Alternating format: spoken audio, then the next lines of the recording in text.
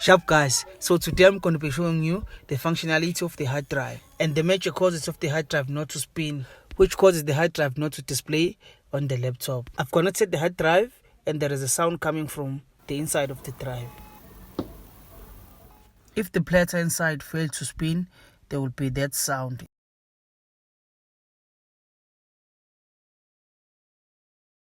The hard drive is not displaying on the laptop.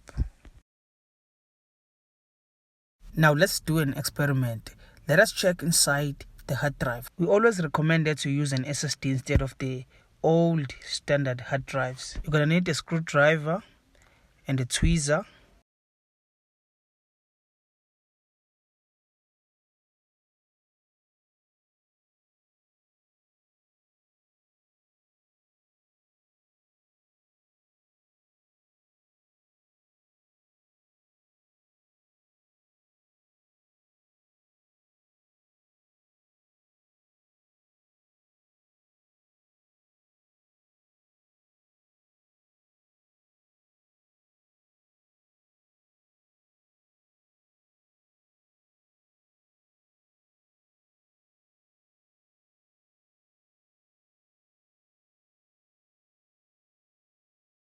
To unlock the last screwdriver, you're gonna need the Pentaloop 5 screwdriver. So this is the inside of the hard drive. So the disk is called the platter, and then we have the arm. So we're going to be showing you live. We're just going to connect the hard drive to the laptop, and then we're going to watch it spin. I'm also curious. I want to see how the disk is going to be spinning inside the enclosure. And this technology is old. We've been using this technology for a very, very long time. So I want to see. Sometimes it is possible to fix the hard drive, but the probability is very, very low. So in this case, if you can try to spin the disk, maybe we can get hold of the information inside. So the hard drive is on.